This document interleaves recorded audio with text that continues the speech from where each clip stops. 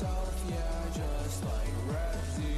You're so upset with me, but I'm so obsessed with you. I'm fucking crazy, I don't wanna damage you. Don't fucking test me, my mental's unsteady. Gonna kill myself, yeah, just like CRAAZY. Fucked up head and BPD, girl, I know you wanted me. Wanna see me in the dirt, wanna see me in a skirt. I wanna be cute like you, let me feel your molecules. Fuck me hard inside the church, then I'll show you my cute skirt. Girl, you make me so warm, without you I'm so bored. Your voice is stuck inside my head, my blood spill is really red. Come right here and lick it up, kiss my neck and fuck me up. Fuck me till the sun's up, fuck me till I throw up. You're so upset with me, but I'm so obsessed with you. I'm fucking crazy, I don't wanna damage you. Don't fucking test me, my mental's unsteady. Gonna kill myself, yeah, just like CRAAZY. You're so upset with me, but I'm so obsessed with you. I'm fucking crazy, I don't wanna damage you. Don't fucking test me, my mental's unsteady. Gonna kill myself, yeah, just like CRAAZY.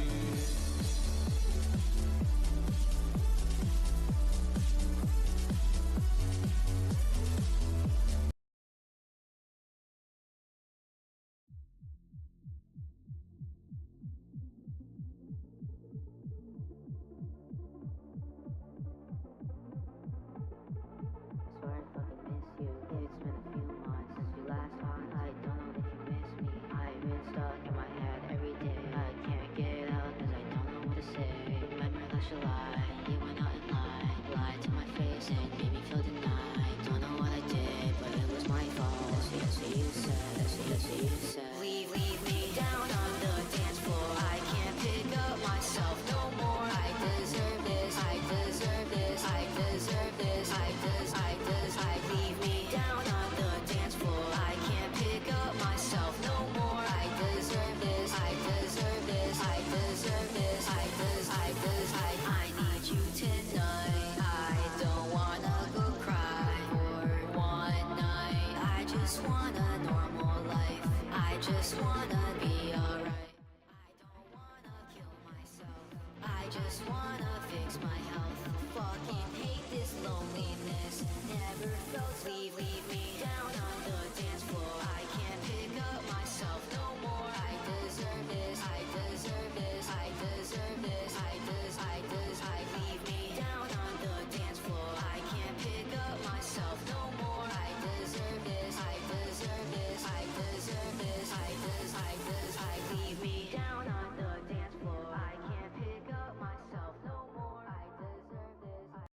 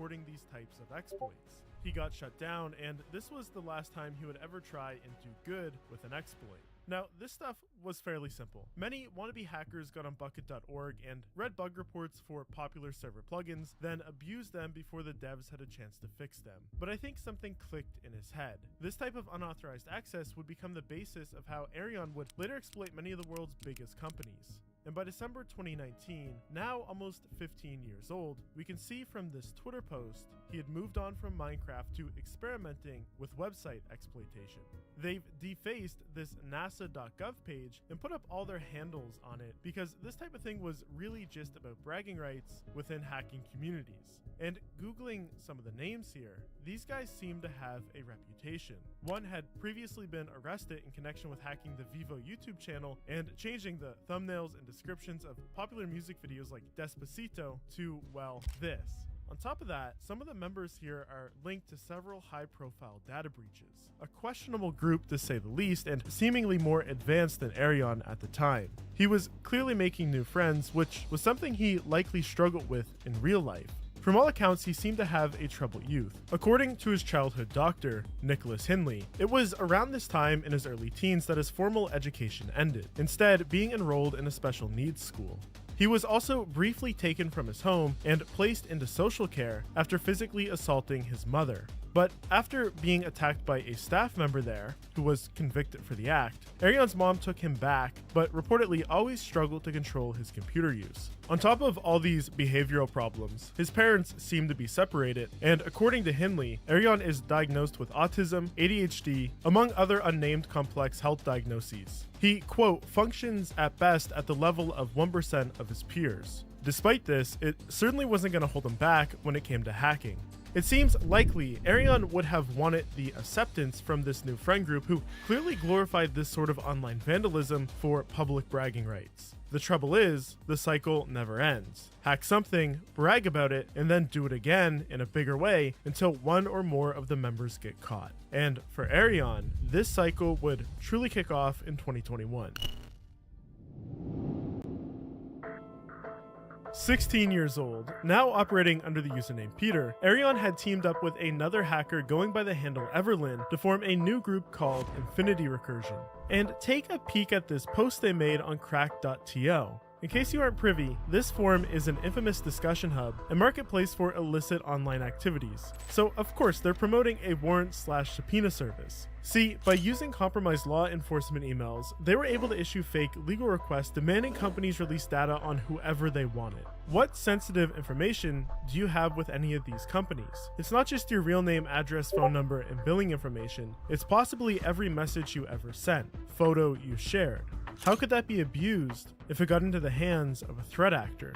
I'm actually surprised they had this sales thread up, and were offering to do it for so little. $250 seems like a drop in the bucket compared to what they were likely profiting off this sort of access themselves. See, the group had a primary focus on SIM swapping. I've mentioned this in my other videos, but SIM swapping is a trick where someone takes over your phone number. This lets them reset your passwords and gain access to your accounts. Often, large crypto holders storing coins on online exchanges are the targets. But the hardest piece of that puzzle has always been figuring out the victim's email address and phone number. Fake subpoena requests were the perfect way to get that information. And we know Arion personally was stealing a ton of money alongside this group. The trouble is, victims always desperately want justice, and so you've got to be clever enough to cover your tracks. On top of that, the wheels of justice take a long time to turn, and so if Arion hadn't been diligent enough, it was going to take a little while for any of that to come back to him. For the time being though, he had a little money to fund bigger and better hacks, which was important because, like most of these groups, for one reason or another, they disbanded after a short period of time. But not everybody was ready to call it quits. And so by the end of 2021, Arion and the remaining members decided to form a new group called Lapsus. I think he was disappointed that Infinity Recursion never got media attention in a big way. I think he craved recognition, wanted to forge a legacy as one of the most notorious hackers, and this was going to be his opportunity to do it. Their sights were now fixed on much more substantial targets, and if the feds weren't already trying to find them, they would be soon. Kinda like how bad guys are looking for you online. Thankfully, Aura is the sponsor of this video. Arion and friends would have been Googling their victims' names to pull up all sorts of personal information. There's all these people finders, like the modern equivalent of a phone book, and beginner ethical hacking courses always cover how to abuse these to find people's personal information because it's often been put up without you even knowing. A phone number can be SIM swapped. A family member or company you work for can be subject to a spear phishing attack. The list goes on and on. Not just that, but these data brokers are making a fortune selling your information to robocallers. Ever wonder where all those spam calls were coming from? Now you know. Luckily, Aura can identify data brokers exposing your information and submit opt-out requests on your behalf. Brokers are legally required to remove your info if you ask them to, but they make it super hard to do it. Let Aura handle it for you, and now you don't have to worry about Arion and his merry gang of goons coming at you.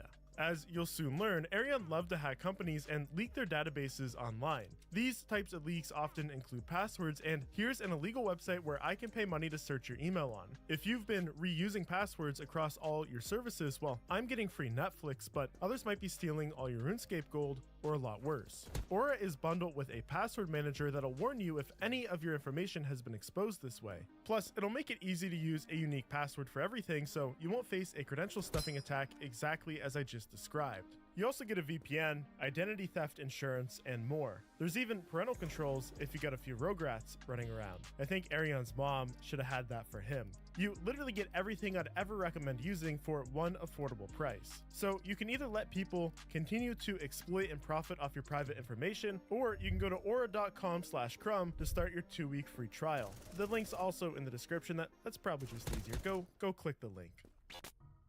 Just weeks before Christmas, Lapsus kicks off with a bang. The Brazilian Ministry of Health website with all its vital healthcare services have been replaced with this page demanding payment for the return of over 50 terabytes of stolen data. This was making big headlines. It is especially scummy to target essential health services. But the security community wasn't raising any eyebrows yet. New hacks happen every day, and this group didn't seem particularly sophisticated. Normally, such an attack would involve encrypting data with ransomware. To just outright delete it felt a little lazy, if not novice. Likewise, it didn't appear that they made any profit from this. After being down for a couple of weeks, the ministry managed to regain access to their website independently and recovered their data from unaffected backups. Their new group wasn't wasting any time though. By the new year, they had attacked Brazil's largest media conglomerate. Then, 3 days later, they hit a Brazilian-based car rental company. Except this time, they weren't trying to get money out of them. They just made their website redirect to your favorite adult video site. And for the first time, their Telegram server is making an appearance in these news articles. See, they had been using it to publicly share information on their hacks. And the member count had steadily been growing every time one of these stories went out. And I think Arion was finding this attention intoxicating. But before the authorities could even begin to seriously investigate this, Lapsus members began leaking screenshots on their Telegram, implying that they had breached their first American target, Okta. Okta is a business-to-business cybersecurity solutions company, and the screenshot showed their internal applications, their Jira bug ticketing system, and the company's Slack channels. It was really embarrassing. Lapsus hadn't stolen data this time around, but claimed their focus was on targeting Okta's valuable customer base. Intentional or not, this sent a message. They were able to infiltrate companies that specialize in providing security against these exact sort of attacks. The news headlines were only made bigger by the fact that Okta was facing criticism for not promptly informing their customers about the breach. Still, with millions of eyeballs, no one had been able to figure out who was behind Lapsus. But overnight, that was about to change. Just a month into the group's debut hacking streak, and Arion's name and address get leaked on Doxspin.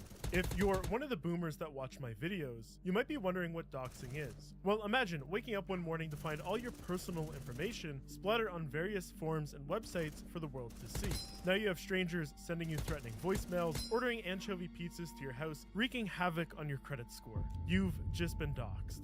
Doxspin is a popular and beloved website for sharing such personal information within the community. So how did such a seemingly intelligent hacker get himself exposed here? Well, Arion actually bought the whole damn thing off the then owner KT just weeks weeks before kicking off this lapis hacking streak. Unfortunately for Arion, he knew nothing about managing the site or just didn't care to, and he drove it into the ground, which angered all of the Doxbin users who retaliated by targeting and harassing him. Come January, it got so bad that he agreed to sell Doxbin back to KT for only 20% of the price he originally paid for it. Now essentially out $75,000, he was having some seller's regret. Angry about the money he lost, probably an ego thing too, Arion locked the domain and stole the Discord vanity in an attempt to regain control of the website. But his spiteful attempt failed because KT regained access in just a few hours. More angry that he was outwitted so easily, Arion hacked into the Doxbin Twitter account and offered $100,000 to anyone willing to provide a full dox or any information at all on who KT was.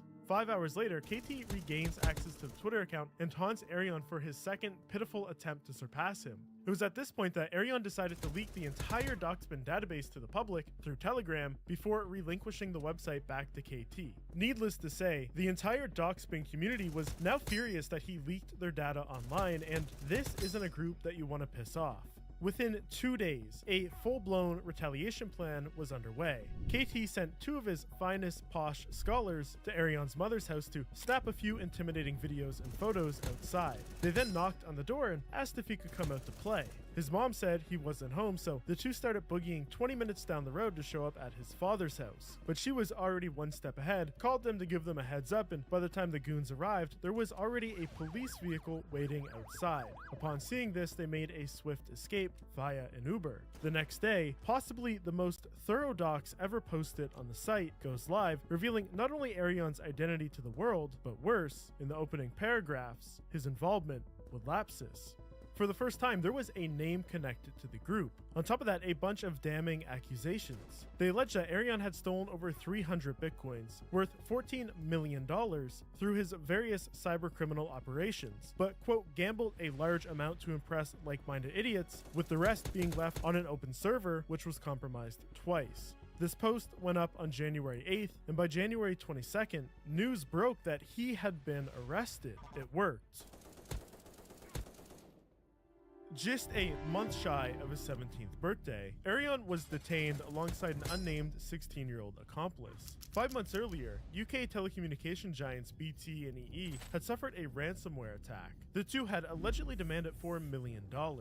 This was never paid, but they were also being accused of exploiting their unauthorized access to perform SIM swaps on 5 customers, subsequently stealing a total of £100,000 from their Bitcoin accounts. Arion pleaded guilty to some aspects of the charges. He admitted to being involved in conducting the swaps, but denied the blackmail allegations. Despite this, both Arion and his accomplice were let go pending further investigation. The authorities likely didn't have enough evidence. Arion had a habit of conducting all his fraud on virtual private servers, so even if they seized his personal computer, nothing would be on it. He got lucky.